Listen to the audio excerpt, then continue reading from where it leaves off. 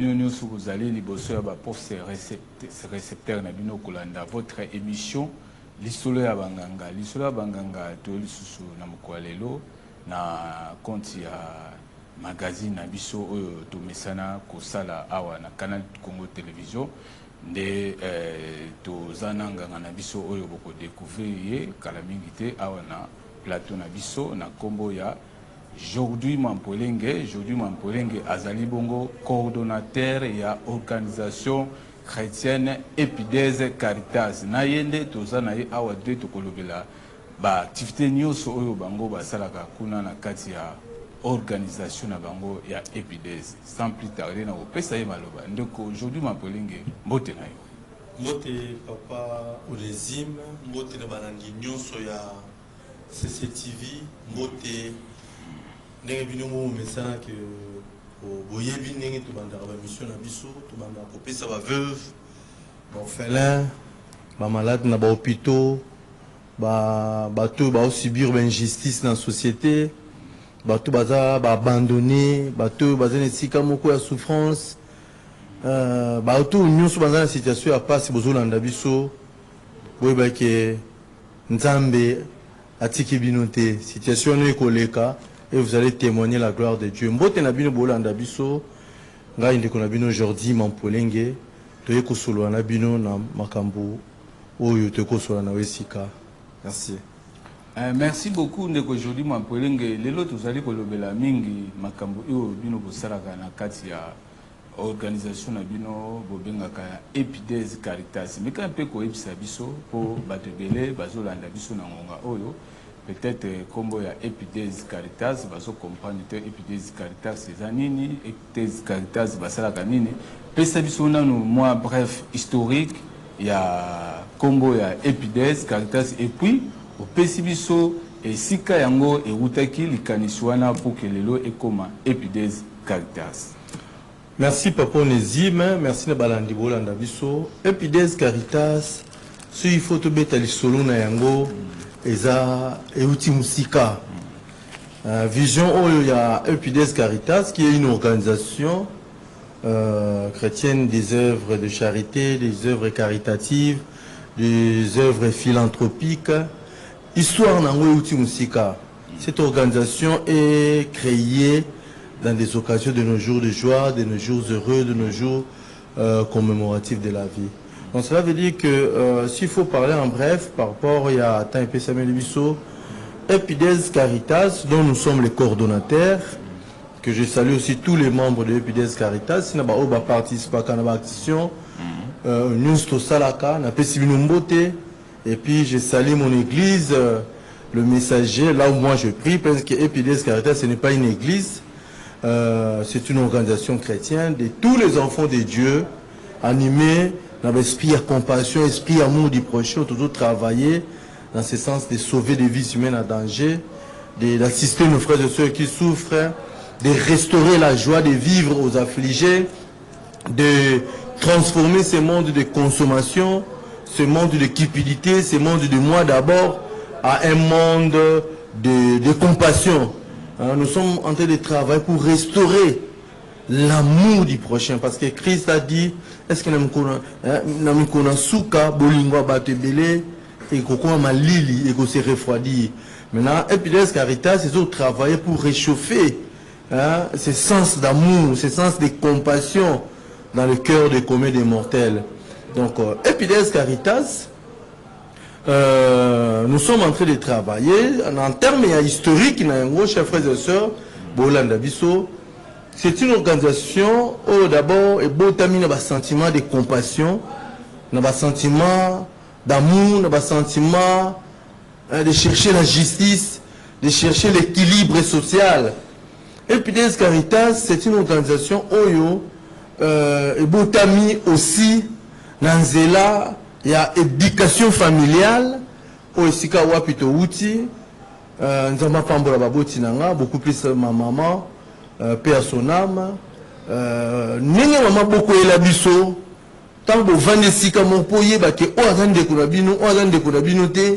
Pour y aller, maman injustice na kata ko kabola bilo koto, maman ko sombe la batu bilamba to, et l'eau comme on on se demandait est-ce que pourquoi maman allait qui s'est la rabi sauter ceux qui besoin d'un nap ceux qui sont bilama ya batu to biloko to nini bino tout maman considéra comme tout mwana na ye mutu tout yaye à cause na biloko ko uta hôpital na zo zonga maman ko kababo akokabo aketala mutu dans hôpital akotala mutu za difficulté akotala mutu za boye siko biso biloko nyonso on te bana ko mona yango parce qu'on a toujours dit que la meilleure façon d'éduquer les enfants et ça qu'on l'obaté et ça au moins dans un monde baboti bazo sala ça fait partie de son éducation et puis ils ont façonné yé biso on ko observer ah mon maman ekoli mune na oti kambela zonga mais akoleka leka abete bino kaka lisolo mais au fond de vous on est donc de vous et travailler et faire réfléchir bana maman na biloko maleki kutala papa boy elle kutala maman boy elle kutala famille boy akenda kesika boy tiki oh donc cela veut dire que l'éducation familiale que notre maman nous a laissé et forger la carte na biso sans amour pour tout le monde sans amour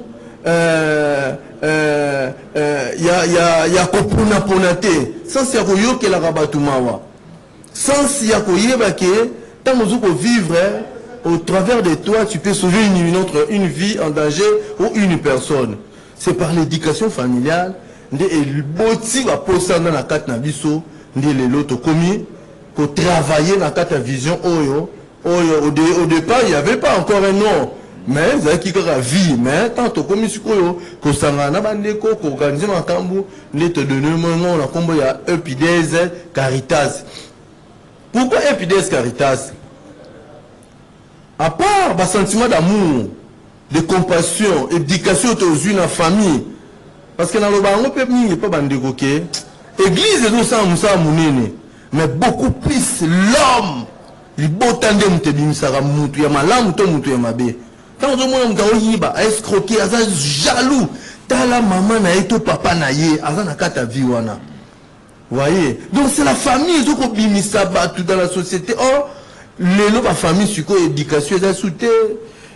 Bazo koye bate ke oh bango bazo sala, yango ezoko façonner, ezoko bimisa batu ya lolenge nini lobby dans la société. Chers frères et sœurs, papa, maman, en dehors de l'éducation familiale, c'est l'éducation chrétienne. Moi, je suis converti en 1998. Le 6 avril, dans un baptême dans l'église, il y a le messager, et si vous avez un messager, nous sommes montés, dans l'église, il y a le messager, juste quand après, mango bawana. Nous avons monté, nous sommes trop jeunes, nous avons utilité. Nous avons ne pasteur n'a pas la façon, pasteur a banné ko kambabiso, aux hommes, on peut pas là. Oyo bazaba tu akala mais quand le pasteur a traité nabi a traité bino a bino nyos na même pied d'égalité bananaye okoza likambo moko boya songi oyo ko betela muntu moko boye parce que ya solo OK ah merci akobengisa mundimi wana bavandi wana frère betela no makambo ndo ko betela pona frère oyo to pona mama oyo betela no lisoliza ndeni donc na kisongi sangi na colportage na ma façon oyo batu bayaka pour créer bazizani batu yiboye sika batu bavandi pasteur na façon bane ko dicter biso to ko kamba biso o senti que injustice ezala quitté esprit songi ezala quitté a hôtel sabino amour bozoli na pasteur boye boli na pasteur parce que au cause de loko akabeli yo ce qui m'a attiré aussi à prier ou soit à développer ce sens d'amour et ça va cambi dans les seigneurs. Zamba pambola ba messager tout ba camion sur l'église le messager pe ba chrétien nyons. Vous voyez et ici le vision Epides en 2018. Au-delà de l'éducation chrétienne, l'éducation familiale, moi-même aussi j'avais souffert. En 2004, j'avais été hospitalisé, abandonné de moi-même. La souffrance ou na sala qui veut pas nzambe na epsi nzambe biki sanga soko biki singa ngapena noko visitaka ba malade na hôpital na ba prison donc les bazana na passe parce que na sentir besoin mutazala na ngo soko na pasi ndenge nini azana besoin ndenge nini azana besoin or ya bande konaye et maintenant kozanga ko memela batu lisungi to apport Combien on est en train de pécher devant Dieu? Voilà pourquoi même que ça dit que nam konasuka, aïe ça va dans un hôpital, dans une prison, dans une passe, au sunga gnate, au yako sali sangate, au yako tala ngate, tout au compatissa qui n'a ngate, voyez.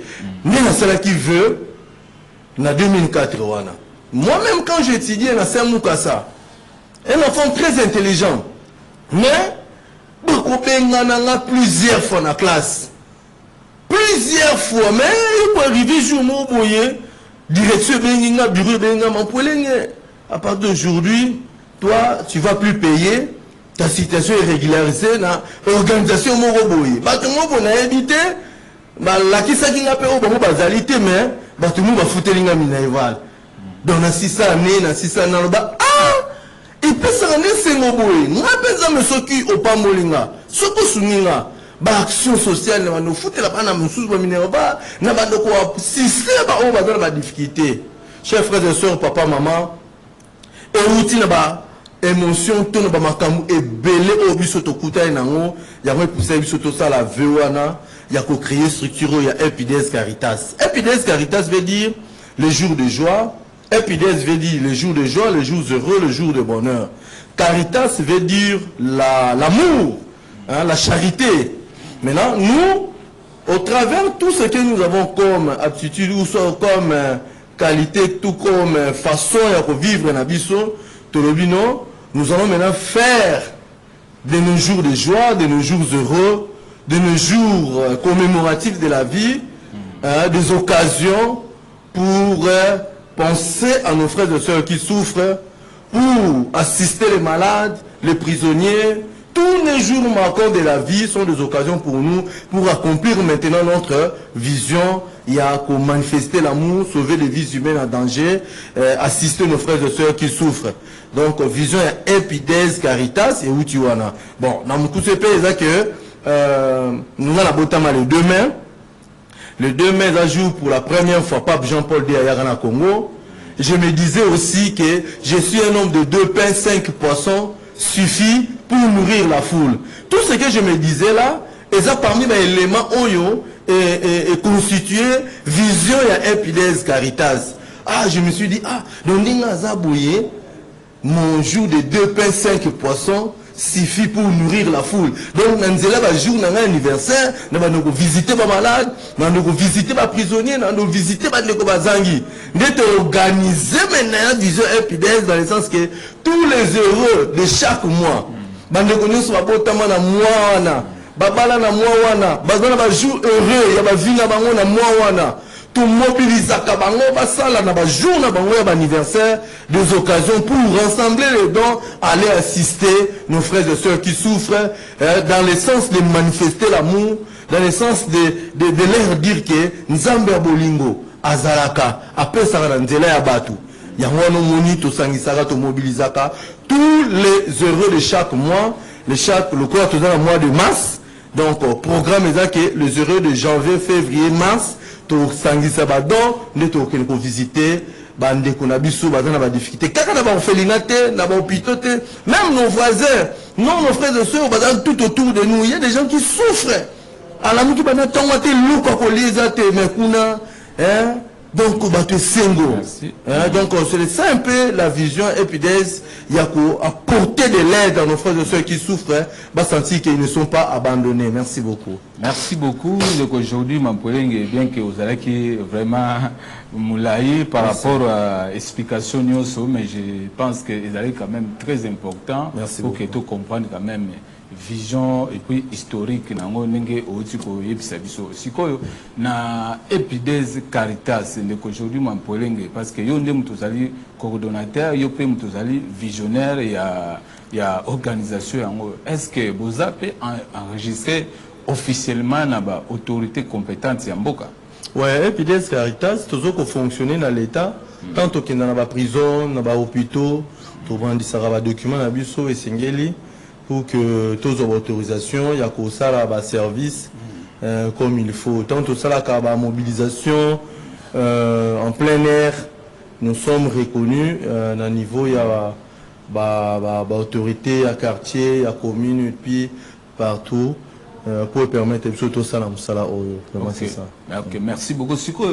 Mais quand on peut sabiso na Epides Caritas gestion comité de gestion bo ezali organisé ndenge nini neti yo ozali coordonnateur équipe nayo ezali composé ndenge nini mais quand on peut expliquer biso na organisation Epides Caritas makambo etambola ndenge nini na comité de gestion est-ce que nyon ça géré par na yo moko to oza quand même na ba collaborateur oyo vous travaillez ensemble na bango. Ok, merci Papa Onésime. Tous les bandeko basé belé, tous travaillent na bango. Par rapport à l'emploi du temps, par rapport à la disponibilité, il y a bandeko mususu. Le quoi secrétaire na biso na minute yo, celle qui venait à ya banda tongoti ba 22h na bureau Epides. Azo sala musala ko classer ba cahier surtout dans le moment ya rentrée scolaire, surtout dans le moment ya fin de l'année, après ko classer biloko. Na banda oye biseka mama na chamusala zo sala eko pambola yo eko fungola bolamu nzamba kon afungola ye makampe abala abota a voyager tout ça maintenant sur organisation exact que par rapport à l'emploi du temps à Bantou parce que c'est une œuvre sans but lucratif et puis c'est une œuvre de charité où tout travailler dans volontariat. Hein? Donc cela veut dire que bateau yo bazana quatre la disponibilité dans le moment où on a l'action sociale bah on est tokenda na on a quatre musala mais comme c'est une œuvre où tous appels a besoin bateau ba s'adhérer na quatre na c'est aussi une occasion pour nous parce que on a vécu pas mal de choses lorsqu'on organisait des choses il y a ba rencontre il y a ba telle ba mobilisation les gens na quatre ba structure na quatre bateau ba yaka beaucoup plus et belé ba yaka na ba vision oyo peut-être ayant qu'on détruire les sous-visions. Vous voyez, voilà pourquoi par la grâce du Seigneur, tu faire adhérer ou soit tu travailles à Canada, de cause senti que Oyo a yébi une vision Epides Caritas et puis Oyo aza capable de retambola na biso elongo. Biloko pende yé, ba don yé, ba biloko yé, a moni pena que non, toke ko assister bandeko, toke ko visiter bandeko na passe, vous voyez. Donc cela veut dire qu'au sein de nous, il y a aussi des gens qui peuvent en bénéficier, mais ils ont une organisation qui est biloko yé, tout peut ça non bito kabolana no biso moko non. Parce que au sein des membres, il y a des gens aussi qui souffrent, mais avant le thème ya kosunga. Tu identifies à bango en partage pour que tu me bango les sungi. Donc en termes d'organisation, c'est moi qui est le coordonnateur, il y a un secrétaire, il y a un chargé, il y a relations publiques, il y a des gens autour de travail, peut-être que mon tour dans la fonction, mais disponibilité n'a pas été, mais on y a des dispo, tu travailles dans le Kobi Moussa dans Zambé. Maintenant, souci kaka et na biso ezalaka que, on te loba, tout ça les lengo. On te recevoir, tout même mango et pas bandeko, ça la difficulté. Donc, tout ça les la makambo yo, le ko la compété. Le coup la façon la biso il y a conventionné tout le bloc à matou pour tout se retrouver non voyez pourquoi il y a 11 mois de belé en 2018 tant ba ya belé na vision et ben ba kenda et belé ba mona ki le coup là toye to sangani pour na se retrouver ka mais tant ba mona pena ki musele zo salama yango bakisela ki bate belé pe confiance na makambo to sala batinda ba dona biso bango et puis ba travailler na biso même en distance parce que misusu pe ba yebi qui est Jordi hein monta yebi Jordi en ko canceler pe mabete vous voyez dans le sens ouana mais on est en train de travailler avec ceux qui sont disponibles par rapport à l'action to ba descendre sur terrain autozala.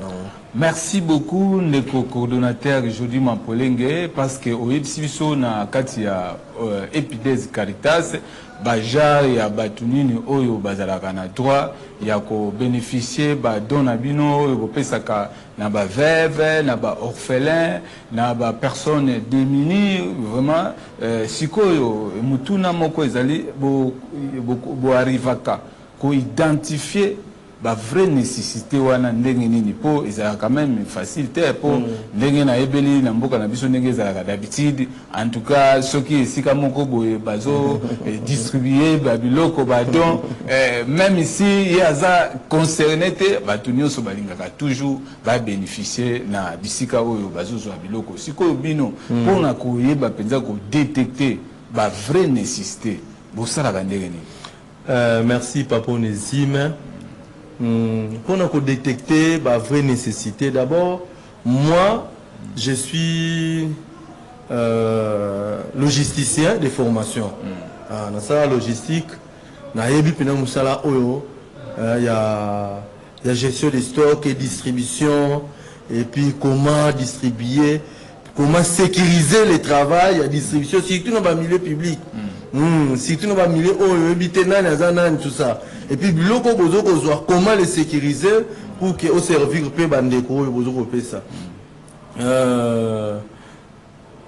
Bisso, d'abord, ngaza mutu, il y a une église. Ngaza mwano na koli na makambo ya nzambe to na monde ya ba église. To utilizaka ba kambi pe ya ba église. Ba kambi ya ba église ba yebi ba famille nécessité. Car la famille où va veuve orphelin ba nécessité musu papa za maman za mais situation difficile. Pour telle information, ça madame mois de novembre non septembre va février nous avons mené à l'esinda kunanga. Donc j'étais comme une nécessité. La minute j'étais comme une nécessité. Donc j'étais comme une nécessité. Donc on ne se concentre pas seulement pour les orphelins, veuves, tout ça. Tout ce qui peut être comme une nécessité, comme on n'a pas si on a besoin ce qu'on manifesté, on le constate aussi, on peut lui apporter de l'aide pour la gloire de Dieu. Et puis des Caritas, ils ont travaillé dans ma maman, ils va travailler plus dans service de ma maman, département de ma maman, il y a une église. Parce que bakambi ba maman ba yeba ba maman ba souffrir bakambi ya économie ba yeba ba bana oyo baza ba orphelin baza ba difficulté o baza ko souffrir na kat na bango parce que muta ozo ngo sambela il faut que l'église même la kaeli sungi l'église même ma rapport mais et puis des eza ko la branche pe église corps du Christ mais to assiste à ba chrétienté toi qui assiste à même na ba mosquée même dans l'église non croyant, même dans musulman, mais on a la difficulté. Vous voyez, même la stratégie tu utilises, l'organisation, il y a l'église, il y a la mosquée, il y a la communauté, toute personne, sans tenir compte s'il y a école, église, il y a appartenance, au travers de l'organisation, tu identifier ceux qui bloquent les belés, tu sais par église, tu ciblé, vous pouvez savoir 5 familles, ou soit 15 enfants, tu distribués dans des différentes églises, 15 enfants orphelins nécessités, tu peux si bon jeton une semaine avant, tu sécuriser les jetons, tu servir, maman veuve, tu l'ingaraté, tu as la liste de serveur qui année passée.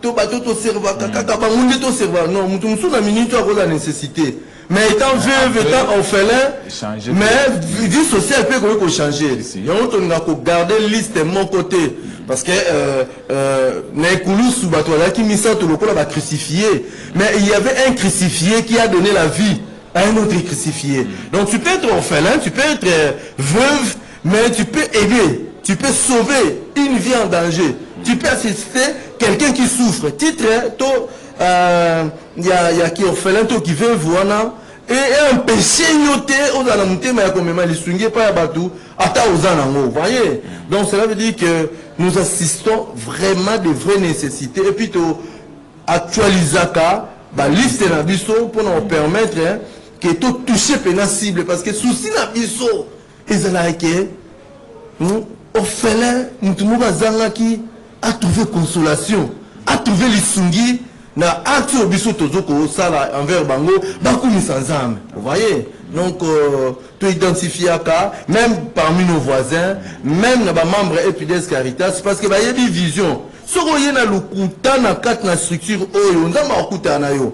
Vous voyez, parce que il y a des visions, il y a des pending na solana bango, et puis ils mettent tous les sérieux possibles pour que batin da maman veut batin da orphelin va bénéficier na babilo koyo. Babilo msupe biso mon pe tokendaka na ba orphelinat, hein, tokendaka na besika bandeko oyo toyebi ke famille ba dans difficulté d'une manière discrète parce que batunyo sote ba lingana te ba sangana pour pesa bango biloko.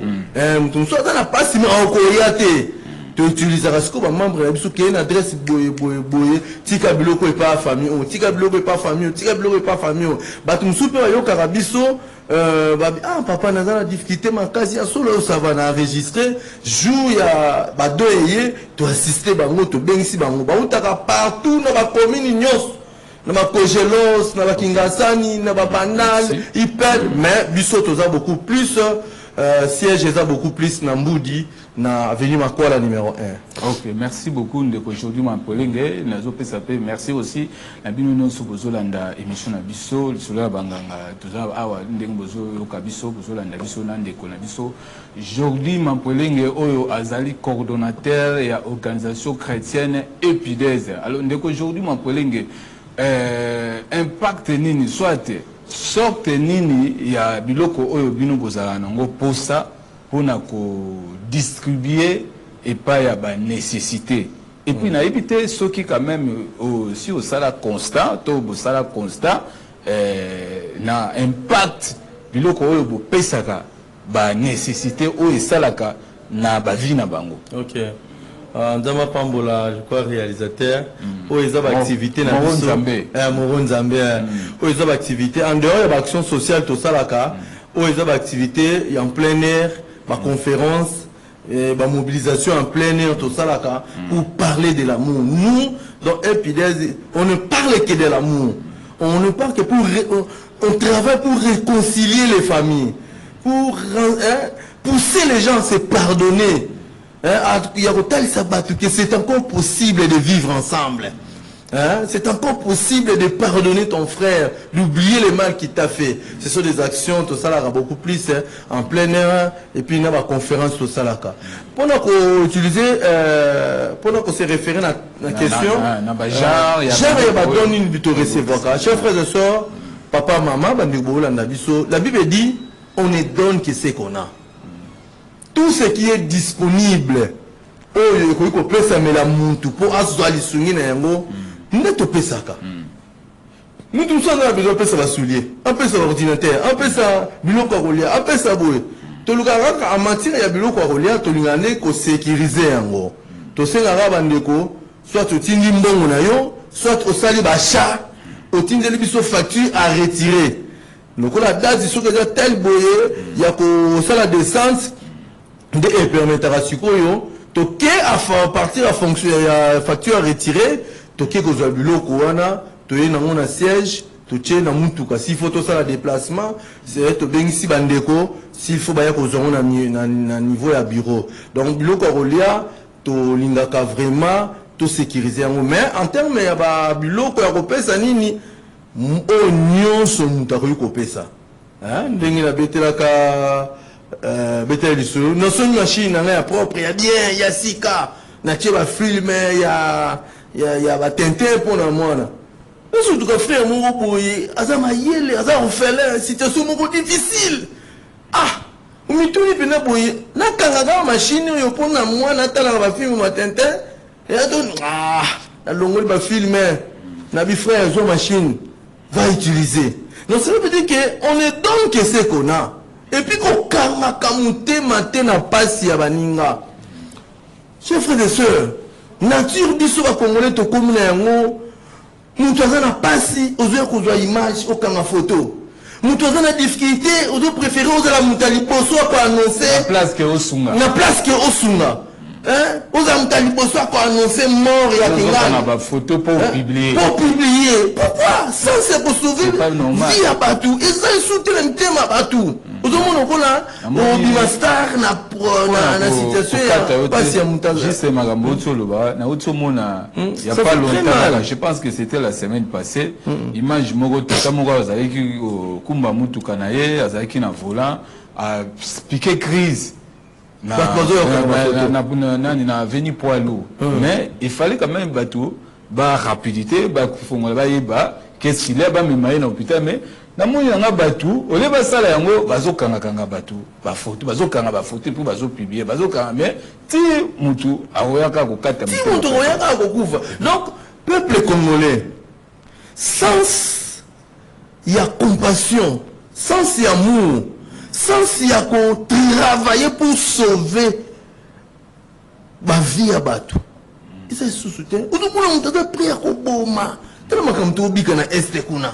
Comment muntu okusangisa ka bateau? Usombi pe minduki oboma bande kuna yo congolais. Ah! N'habite pas na mbongo to tika na mukilo.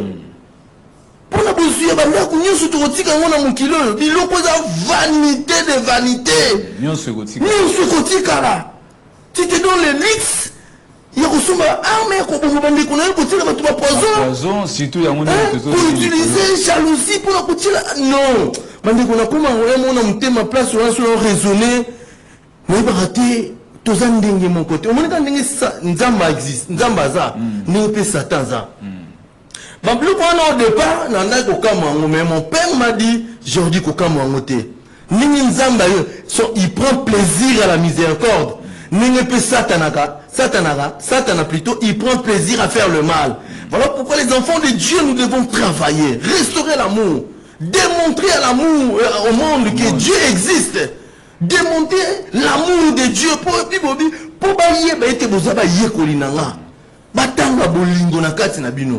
famille,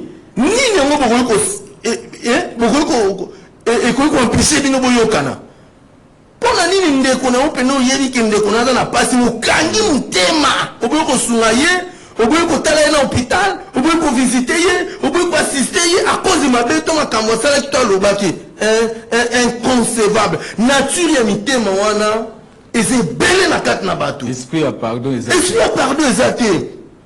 esprit à partager ezate esprit à il y a qu'au minimiser biloko mon kilo autorotique en haut. Il y a des gens qui s'accrochent. La biloko mon kilo kola et le komoko muntu le kola muntale kimbongo. Hein? Papa. Ah. Je na sala ta top mo parce que moi je suis courtier immobilier. Je na sala top mo na don bon belé na comprendre que ah bampia ke le kanango ah nous ne savons pas pour nous le ko ole ananda. Pour nous ça menza masuinga pa na zumbuku moko boye ya bien eza environ bon moi natanga comme monter za quitter ezate ne comprendre que mutu ozomona on souffrir lelo oyebi lobi na été mutu ozomona na situation pas si lelo oyebi ata mutu ya kuma komela masanga ba kolanga ba kini ba kwiti lokola za image pe ressemblance ensemble linga ye considérer l'expression de l'amour Yaoundé échange Isaka et transforme Kabat. On peut gagner facilement les gens par l'amour. L'église où il y a une fausse doctrine, mais pas pourquoi? Parce qu'à ce moment-là, ceux qui ont démis l'église, il y a aucun de wap. Non, tu as un message à awa. Bolingo, tu visites un aka, tu zalaka. Bolingo est gagné à Kabatu. Bolingo parce que nous, toi, l'homme est créé pour être aimé. L'homme n'est pas créé pour être haï. L'homme n'est pas créé pour être tué. L'homme, c'est l'image et la ressemblance de Dieu. L'homme est créé pour être aimé. Nous devons protéger l'homme. Nous devons promouvoir le bien-être des hommes. Nous devons travailler pour le salut des hommes.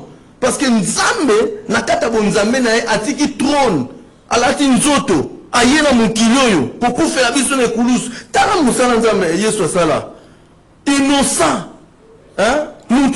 Il n'avait ni, comment dirais-je, les sous-montés. Mais à la Tinzoto, le châtiment qui nous donne la paix est tombé sur lui. À une place, n'a biso recouvre la biso les coulous. À sombi masou n'a biso a memi mikumba n'a biso nyonso. Car il est écrit, c'est par ses maîtrises sûr que nous sommes guéris, nous sommes sauvés. Vous comprenez? Travail ou on est à travailler pour sauver l'homme. C'est le même travail que nous devons faire pour sauver l'homme. Mais aujourd'hui, on ne fait que travailler pour exposer l'homme. Nous avons préféré que l'Obama béya Moutou, na public pour m'a danser. Mais au coup d'année en face, gentil, kitoko, bien. On dit, mais kaka yende Moutou, à qui nous massacrer à côté. Chers frères et sœurs, tout changé. Tout là, ta nature ya banana nzambe, nature ya nzambe. L'amour n'a pas de religion. L'amour est plus que le christianisme. L'amour est plus que toutes nos religions là. L'amour c'est Dieu. Pourquoi tu yinana? Pourquoi tu pomana? Pourquoi tu kokiko limbi sanate? Bibo dit même na masum la bide comme mwindu le kola ngola, comme de la cramoisie. Il est juste et fidèle ceux qui te yé pas inaye. Ya ko limbi sanso comme son pembe le kola neige. Afumoni maboko boene kulusu tanga kufaki. Pour que mutu nyonso oyo ya mabe oyo salata ya ndenge nini soki epa inaye akoyamba yo. Kaka nzambe bolingo boza nzambe biso pe to kokana na nzambe na façon na biso ya ko traiter bato. Muna mutazana kisi na hôpital miloko ko liezate. Muna mutazana azoku polikolezo pour la kaka boye mais bato bazali oyo bakoko sungaye. Tozo linga bato kako bazana mbongo. O bazana mwa moyen to considérer kaka ba oyo to rekozwa quelque chose de pas na bango. Vous savez quoi? Et loko basalaka dans la gratuité, c'est ce qui bénit. Hein. On dit que pas mon tour, n'a intérêt, mon côté pas mon tour. Mais tu l'aimes, tu lui donnes, tu l'aides. Et c'est loko ezongi la kabatuma kasi. Pour un petit témoignage, chers frères et sœurs, papa, maman, papa Onésime, dans la tête à Moussala Epides Caritas, tout ça là, je le fais de tout mon cœur pour honorer Dieu. Na sala pour la copité. Na coûté un problème mon roboé. Petite soeur dans la propre. Na ninga mingi. Bobenga dans l'hôpital, il y a cadeau et tout ça. Petite soeur il faut aller sous l'oxygène. Eh, na vie sous l'oxygène depuis quand? Na kene boy petit moyenté. Pour nous allons nous pousser na zuileki. Na mzuie moto kitambo ngalema. Papa Onésime, tant que continue à cette diligence, Simba et Boy, mais c'est déjà comme on m'a dit, il y a déjà l'espoir pénal s'envola. Mais tant que Yoki Lokwana, comme on m'a dit, il y a un qui a tamboli Boyabi, donc cela veut dire que le bico ya batupé, ils ont une attitude de adopté par rapport à malade. Tant que on est siliponayo et affaibli ça. Mais tant que on boyango, ils ont ça montre bon petit le dit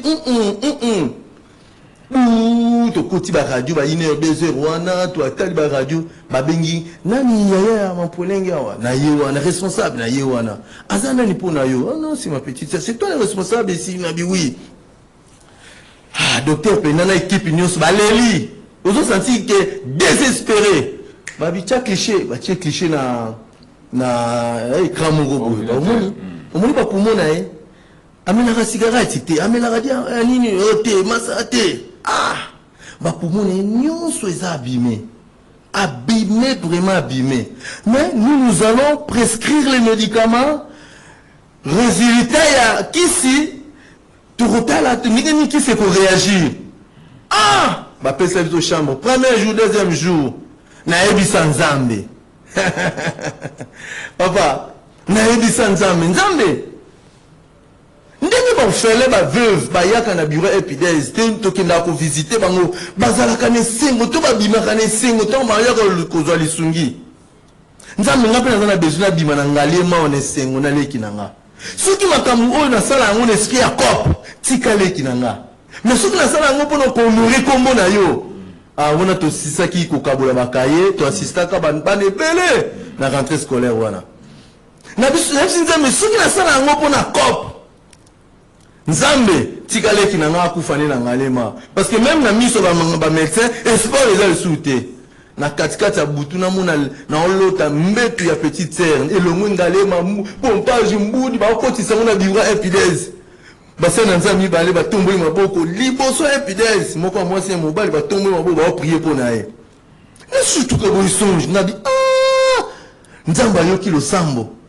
chers frères et sœurs na ina lo baboué obi musala nyonso mutasalaka nzamba sondaka ba motivation hein papa Nézim nzamba sondaka ba motivation oyo osalela musala soki osalela musala moko ya nzambe ba motivation ya cop on se retrouver to osala kombo to obima danger nzamba zomona jour qu'on a la problème on pourquoi koloba maloba liboso nzambe te pourquoi parce que nzamba osala la mitema oyeba ke oyo eza lukuta ayebi pourquoi c'est la makambo wana Dieu a vu les motivations ya makambo to sala ka chers frères et sœurs nzamba mo pena ki na yebisa ki mama solo to sala ka makambo pour ko honorer kombo na ye nzamba bikisa le kinanga to bimana ngalema na kina d'une manière miraculeuse. Docteur Baokamwa, son de Longwe, Petit Akomolia, Tito Bima. Merci beaucoup d'aujourd'hui, ma polenge. Chiko, est-ce que obstacle nini beaucoup tanarango na musala obosara topé ba difficulté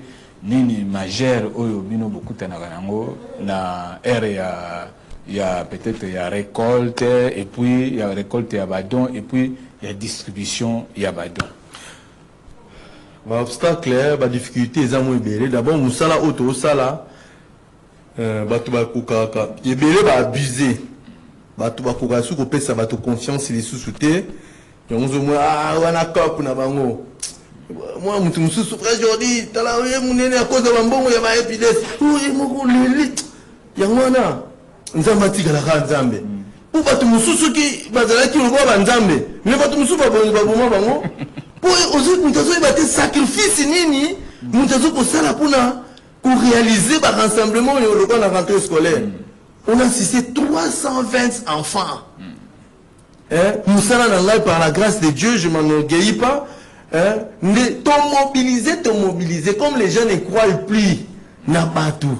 N'a pas madame, n'a pas bon de l'anzamba fungo la biso porte ça la cop na musala na biso yo. Tous au monde tout action rentrée scolaire on pas na ba ozela to sunga bango. Papa, nzamba fungo la pep cop.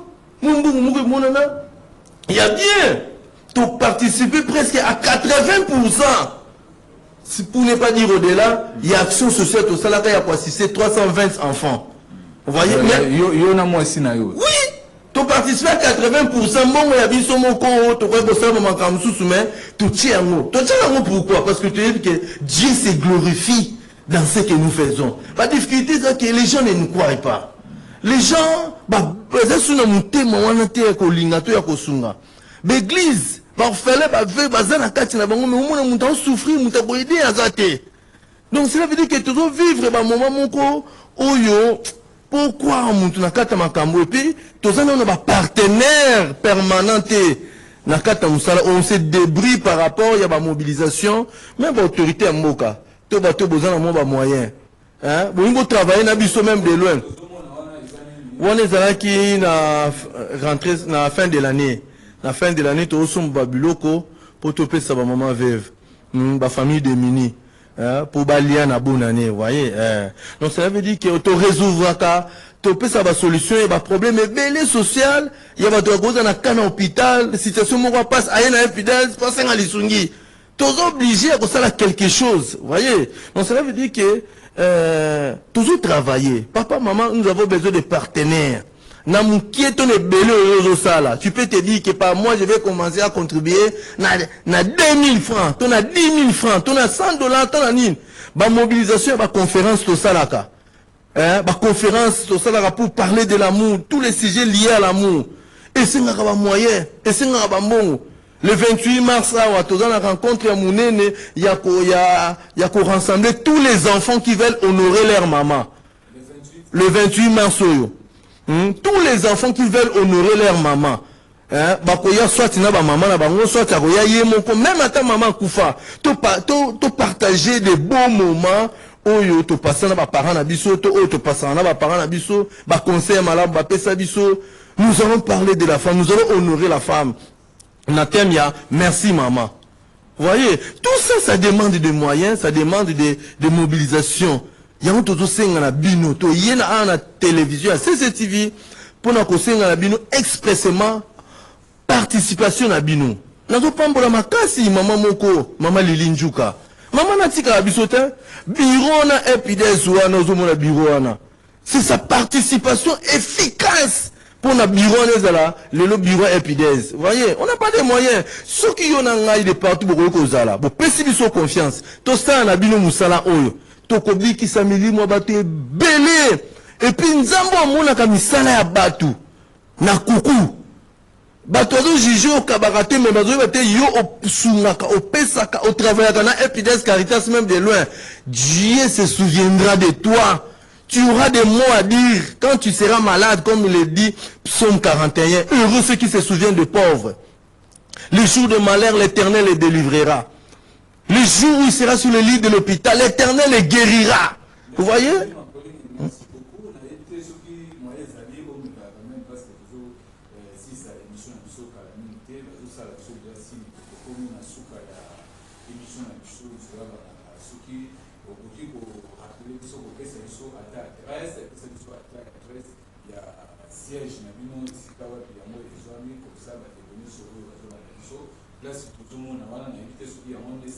Ouais.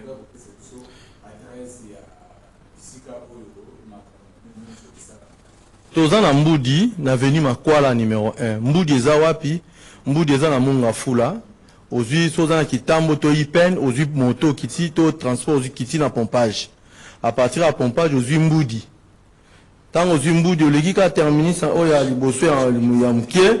Et puis, avenue Makwala numéro 1. Juste après l'espace Ngunza Mabe, avenue Makwala numéro 1. Na kati ya lupango wana au bureau Sten, parce que son courant prépayé. Et zali don avenue Makwala numéro 1. Na kati ya lupango wana, tozali wana. Et en plus, beaucoup de benga biso na 089 670 1257. 089 670 1257. Ou soit si vous avez un 081 23 64 971 81 23 64 971. Vous avez un numéro 1, soit vous avez un siège na biso ya EPIDES Place César. Souci est que EPIDES Caritas et s'étendre dans la commune union sont dans la province union sont mais na yo longo so to travailler na yo to kokisa volonté en Zambie. Il y a travailler pour restaurer l'amour, pour parler de l'amour, pour aider nos frères et sœurs qui souffrent. Au kokika koya kotinda dona yo na EPIDES Caritas, eza malamu, mais partout où yo zali, tu peux avoir l'habitude de visiter les malades, d'assister les frères et sœurs qui souffrent. Kotika la insensible n'a pas si abattuté. Et c'est très important. Voilà pourquoi nous avons société, vision EPIDES des alliés, faisons de nos jours de joie, de nos jours heureux, de nos jours d'anniversaire, des occasions pour penser à nos frères et sœurs qui souffrent, assister les malades, les démunis. Ce qu'on attend, na jour na yo anniversaire, ton anniversaire, libala, ton mariage, ton jour où se souvenir, na bolam na nzame moko na vie na yo. Ceux qui ont atteint au côté au Tindi du Kabunayo na EPIDES. Mais pour les partenaires, vous pouvez nous appeler à tout moment. Tout ça, Moussala Obio, Nabine Longo. Donc aujourd'hui, mon Pauline, merci parce qu'au PCBSO programme et à activité au Bozan en Okati na moi au mars le 28. Mais Kozala Wapi au PC adresse cité Bisika Wapi activité en au Bozo organisé au lobby que ba maman ba koya ba na ba koya ko se souvenir na ba bola munyoso o ba maman ça na ba maman. Avenue Makwala numéro 3, c'est-à-dire place de siège à EPIDES des Ali, troisième parcelle, ils ont une église Moukou, ils ont wana, pasteur wana, c'était pas facile au début, pasteur René Franck, nous avons pas moulé place à ça, bah rassemblement mingi tout ça là wana, parce que bah moyen pour louer bah salle, ils ont vraiment suffisant, limité, il y a une église qui toko, ils ont peu mounene, tout cela pasteur wana, tout organiser l'activité wana. Donc, rassemblement le 28, Oyo, tous en avenue Makwala, numéro 3. Aux en a besoin d'honorer maman na yo, ata koufa, ata za veuve, ata plutôt, ata na pauvre, ata za l'autre côté, maman za maman. Na objectif, il y a redorer encore l'image éternelle à ma maman, que sa valeur à ma maman. Condition aux années, ni pour na côté wana. Bon, au début, il y avait beaucoup, on échangeait avec les amis, conditions exactes, venez. Libre, hein? Entrée libre, hein? Venez participer. Tout ça, pour moi, un partage. Yoko solo, anabatu, kobeta ma solo sur c'est que la maman muto mtabeta témoignage ya vie na ina maman na ye wa passa pour na ko zongisa sous valeur ya ba maman na kata société. Merci beaucoup, merci aussi na bino nyonso oyo bolandi émission na biso ndeko aujourd'hui je pense que to komi déjà na suka ya émission na biso na ibité na 1 minute nini ya suka ko koloba na pesi na lobi na bandeko tolingana tolimbisana tolatana ti ya bonzambe totika bandeko na biso te na pasi totalisa bolingo tika injustice oyebi nani akozala lipamboli mpona yo te noyebi te nzambe akose souvenir na yo na nini bibobi oyo ayebi kosala malamu akoba na kosala malamu tolimbisana tosangana et ça serait une très bonne chose. Nzamba pambola ba autorité ya mboka, nzamba pambola ba membre nyonso ya PDS, nzamba pambola mama Lili Njuka na papa Arthur Njuka et puis na bandeko nyonso tozana ba na kata musala madame nanga Priscille Bongokele la mwana et puis ba membre nyonso bandeko nyonso ya CCTV. Merci beaucoup na bino nyonso bozala ki branché na canal Congo Télévision CCTV bino bo landa ki émission na biso lisula banganga to pesi bino vraiment merci to tsenge ke nzambe apambola bino na temps nyonso oyo bo passer pour na kolanda cette émission nzambe aussi apambola ba konzi na biso ya CCTV to moni bongo Dudu Montiri Hamilton Jacobi to pamboli aussi nzamba pambola notre réalisateur ya bisika nyonso Moro Nzambe nzamba pambola aussi Bruno Nzinga Fiston Atunga Christian Banjolo Moïse Lelo et aussi Maritain Ebodo nzamba pambola aussi Aleka Bongo na web vraiment tokutani bongo miskolo kuzali ko ya soko za na posa et que to tourner émission na yo en tout cas ba numéro na biso ezaki déjà exemple affiché au bas de vos écrans benga biso en tout cas tokoya soit yo poko ya awa et kozala penza pona bonheur pe plaisir ya ba téléspectateurs nyonso oyo balandaka magazine oyo lisolo ya banganga tokutani bongo mikolo zali ko ya ciao merci. Ciao. Merci beaucoup. Abstention.